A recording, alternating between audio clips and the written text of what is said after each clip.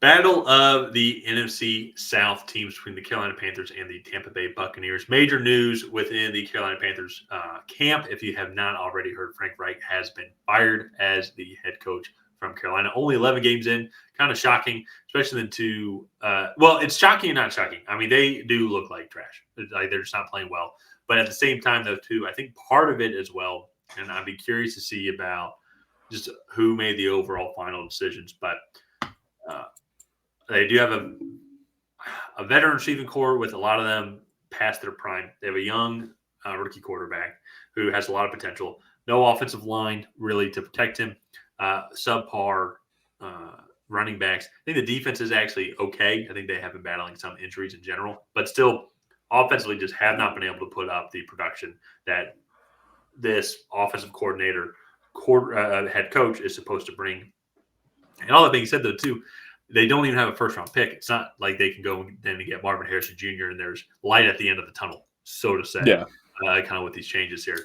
So that's where it's going to be very unique. Tampa Bay sitting at 4-7. They are still technically in the NFC South division race. I think wild card is a little bit outside of their realm now, even though that is also still technically in play as they're sitting 11th, only a game and a half back a game and a half back from the Minnesota Vikings, who are on a bye this week.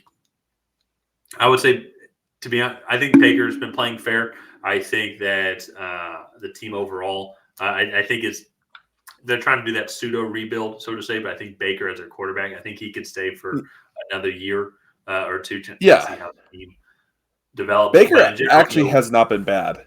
Yeah, hasn't been bad. Yeah, one of the biggest issues, though, has been this pass defense. Luckily, they're going up against the Panthers team who struggles to pass. But Buccaneers are third right now in overall passing defense. But so I think there needs to be some improvement in the secondary. Well, I've been talking a lot. I want to get your thoughts on this game overall, just how this matchup and how both teams have been playing so far this season in your eyes. Yeah, so I had very little expectations for the Buccaneers, and they've come in and they've actually been relatively competitive against a lot of good teams. Like they lost to the Bills by 6 points. They lost to the Texans by 2 points. And they last week they lost. Should have beat the Texans, if we're being honest. Should have beat the Texans. Yeah, that was a very lucky end of game situation for the Houston Texans. And then last week they lost by 1 score to the Colts. And so that's just they've been competitive in a lot of these games. They don't look outclassed, and they've had a chance to win a fair amount of their games this year. Now, with that being said, I think their ceiling really is like a 500 team, especially with Baker Mayfield at quarterback right now. They just don't have that explosiveness or big like. There's no real threat there. From when I've been able to watch the Bucs play, and I kind of got this feeling as well a little bit in last week's game. But they'll have a drive or two. They'll have a good explosive play. All play. They can get there with Mike Evans. But then they'll have maybe 25 minutes of the game, 35 minutes of the game where the offense just seems to stall. The defense can kind of keep them in games, or that's maybe where the defense can falter in their secondary. Just inconsistencies also can come into play to that kind of and get the team behind. But there just seems to be just a point where the offense just stalls. And I'm not sure if that is offensive line is playing a little bit better than I initially expected, but they still don't have much of a run game as they're just over 1,000 yards on the season so far through 11 games, one of the bottom ones in the league. That is one thing, like when they're winning these games, they're winning them 18-15. They're not winning games 34-31. Like in those style. And that to me is what I mean by like there's just not like there's no bite to their bark per se. So however, in this matchup, I do think it favors them a lot. This Panthers defense is really good, but this offense is one of the worst in the NFL. And that favors a low-scoring game. And to me, I think that a low-scoring game favors Tampa Bay because I do think they have the playmakers to make a few big plays in a game. Yeah. Well, and that's all they really need, though, too. It's like kind of make the game as quick as possible. Keep Bryce Young unsteady. There's not really too many receiver weapons that the Panthers can't affect them with. That being said, though, too, Buccaneers also are giving up some of the most passing yards on the season so far. So Mhm. it'll be a very unique matchup here. I'm kind of invested as well in this game as well as a Falcons fan. Curious to see how both teams are playing because we both still have one game left against them as well. Falcons have played both teams, Panthers in week 1, and just dominating the game. Well, I take that back. Dominating the second half. I remember it was close back and forth, but it was week 1. Teams are both still kind of getting their sea legs, so to say. But we did also have Grady Jarrett then. In our matchup against the Buccaneers in Tampa, I felt like we should have dominated that game, but it came down to a 51-yard field goal by Young Hoku. So curious to see how both these teams play as Falcons are trying to win the division here. But so are the Buccaneers. Buccaneers are not too far behind, one game back, still with one game left to play also with the Falcons. Anything can happen between the two of them. So it's going to be interesting to watch here.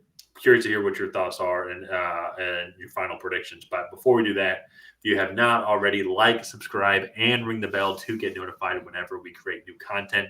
Brandon and I, we have one final goal for the year for the month of December, and it's kind of an obscure one. We want to get to 2,333 subscribers. It is an odd number. It's definitely not round. But the reason why that number is being chosen is because if we hit that number, we all would have grown the Tracy Take community channel by 2,000 subscribers within the calendar year. So let's all reach that goal. Help us reach our goal. So like, subscribe, and ring the bell to get notified of getting to 2,333 subscribers. Ryan, who do you have winning this game and why? So I'm going to go with the Buccaneers. I just think they're the better team overall.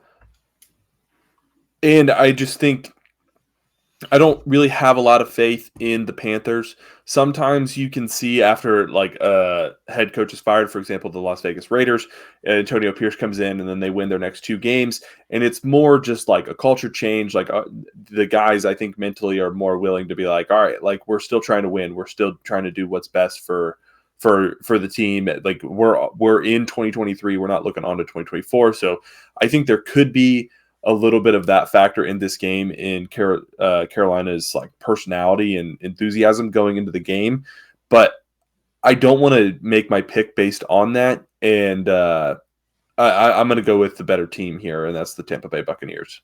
I like it. So it's funny. I was thinking of something similar earlier when I was trying to figure out which game I wanted to pick, and I was all gun ho. Like, look at the Raiders.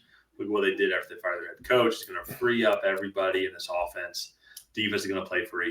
But then I started thinking about who was on that Raiders team and looking at Devontae Adams. Yeah. You got Josh Cody Jacobs. Myers, you got Josh Jacobs. You got Max Crosby on that defensive front right there. You got a lot of firepower, and you do not have that at all on the Carolina Panthers team. I mean, Adam Thielen's their number 1 receiver. Adam Thielen, you can make an argument maybe at some point down the line. I mean, I would need to go back and look at his stats, but potentially could be wearing a gold jacket someday. He's had a great career, great long career. But then you just have a bunch of other borderline journeyman type guys, it seems, that are filling out that receiver room. And with little protection, I think, for Bryce Young and how quick he is kind of under duress, I just don't see how the Panthers on the road in this situation come home with a victory. They absolutely can, especially against the Bucs. But it'll be interesting. I know you're rooting for the Panthers. So then you're going to try and slide into that number 1 spot, but I don't think they're going to be able to do it today. No, yeah.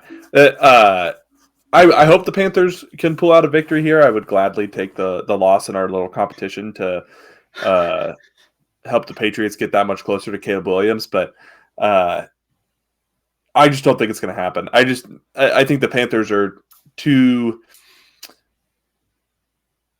far gone this year for them to really be competitive, and I think they have a lot of cap money or cap space to spend in free agency, and they should have some good draft picks in the second on day 2 and 3 of the draft. So we're both going with the Tampa Bay Buccaneers. Let's go ahead and wrap this video up. If you guys have not already, please go ahead and like and subscribe and help Tyler and I reach that goal of getting to 2,333 subscribers.